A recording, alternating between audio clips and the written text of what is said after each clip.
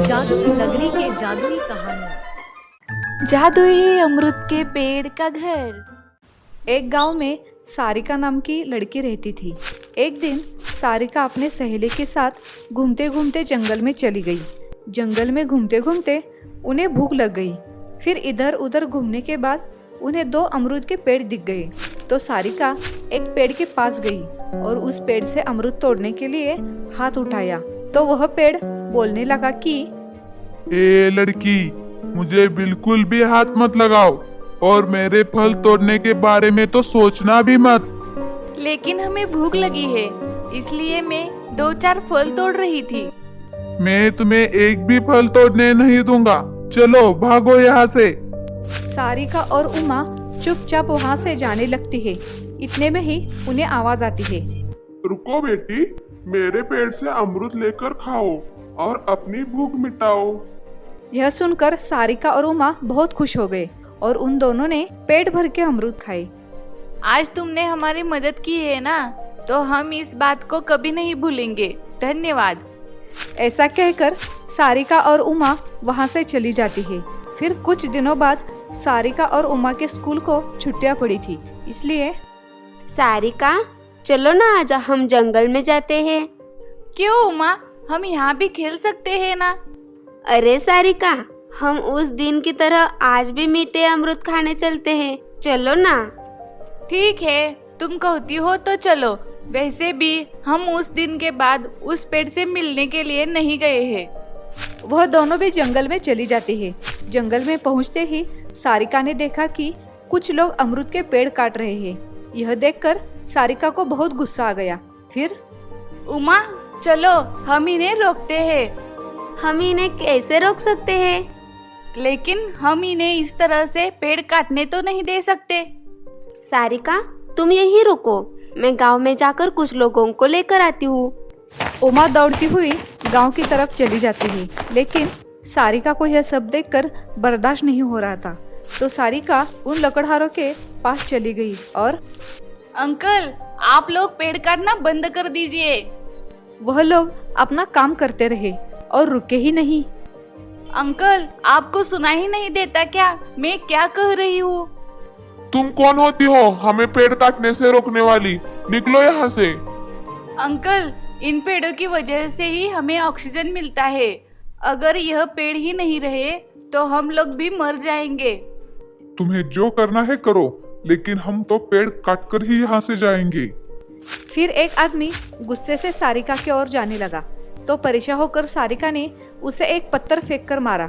यह देख बाकी के सब लोग सारिका को मारने के लिए सारिका की तरफ आने लगे।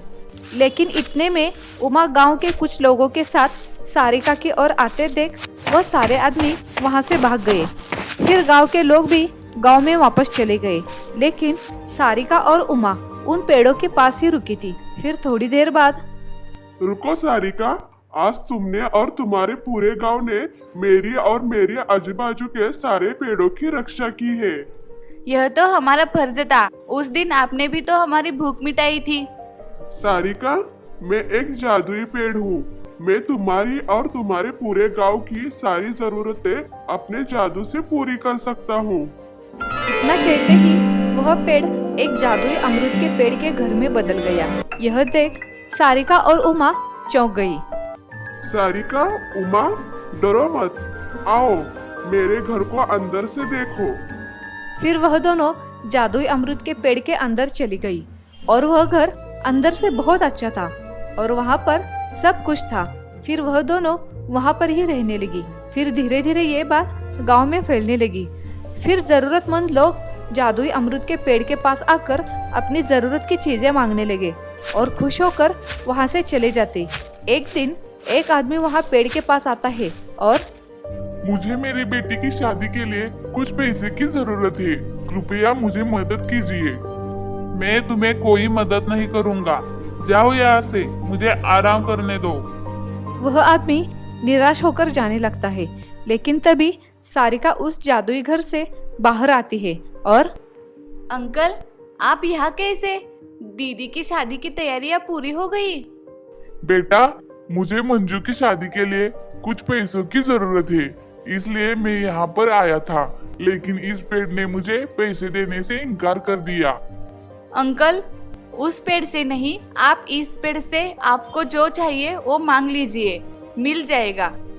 फिर उस आदमी ने उस पेड़ से कुछ पैसे मांगे तो पेड़ ने उसे पैसे दे दिए। और फिर कुछ दिनों बाद एक बूढ़ी औरत थकी हारी एक पेड़ के नीचे बैठ जाती है और उमा ने यह देख लिया। फिर उमा उसके पास जाती है। दादी, आप यहाँ पर क्यों बैठी हो? आपका घर कहाँ है? बेटा, मेरा इस दुनिया में कोई नहीं है। मैं खुद काम करके उस पैसों से ही अपना गुजारा करती थी, लेकिन अब उम्र की वजह से मुझसे काम नहीं हो पा रहा, इसलिए भूख प्यास के कारण मेरी ऐसी हालत हो गई है। फिर उमा उस बूढ़ी औरत को जादुई अमरूद के पेड़ के घर में लेकर जाती है और उसे पेट भर खाना खिलाती है।